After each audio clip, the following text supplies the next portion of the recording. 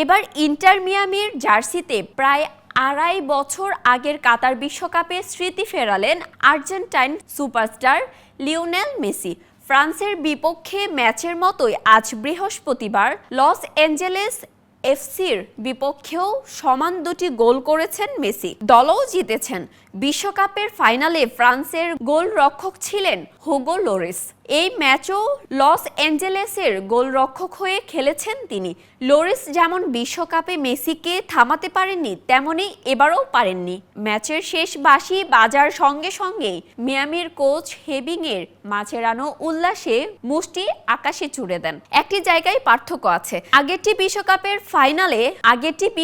Final হলেও আজকের ম্যাচটি ছিল কনকাকাফ চ্যাম্পিয়ন্স কাপের কোয়ার্টার্স ফাইনালের দ্বিতীয় লেগ। তবে এই ম্যাচে জিততেই হতো মিয়ামিকে, কেননা প্রথম লেগে ১-০ গোলে হেরেছিলেন মেসিরা। এমনকি দ্বিতীয় লেগে শুরুতেই গোল করে ব্যবধানে লস অ্যাঞ্জেলেস। তবে সব অনিশ্চয়তার দূর করে নাটকীয়ভাবে ৩ গোলের প্রত্যাবর্তনের মাধ্যমে কনকাকাফ চ্যাম্পিয়ন্স কাপ সেমিফাইনালে পৌঁছে গেছে মিয়ামি। দ্বিতীয় লেগে জিতেছে ৩-১ ব্যবধানে, আর ২ লেগ মিলিয়ে মেসিরা জয় পেয়েছেন ৩-২ ব্যবধানে। বৃহস্পতিবার মিয়ামির ঘরের মাঠে চেজ স্টেডিয়ামে ৯ মিনিটের অ্যারন লংয়ের গোলে ১-০ ব্যবধানে এগিয়ে যায় লস অ্যাঞ্জেলস। এতে দুই লেগ মিলিয়ে ব্যবধানে ২-০ করে তারা। এর মানে দাঁড়ায় মিয়ামিকে অন্তত ৩টি গোল করতে হবে, যা তখন অসম্ভবই মনে হচ্ছিল। কিন্তু মেসি থাকলে অসম্ভবও সম্ভব হয়। ৩৫ মিনিটে মেসি গোলের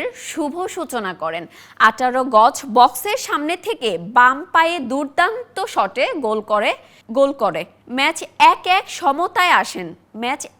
সমতায় আনেন এবং মিয়ামিনকে নতুন করে আশা দেন। এটি ছিল মিয়ামির হয়ে মেসির ৪৮ ম্যাচে ৪১তম গোল। ৬১ মিনিটে নুয়া এনেল মিয়ামিকে ২-১ ব্যবধানে এগিয়ে দেন এক অপ্রত্যাশিত গোলে। বক্সে একটি বল ছিপ করে ফেডেরিকো রেডোন্দোর দিকে বাড়ান তিনি।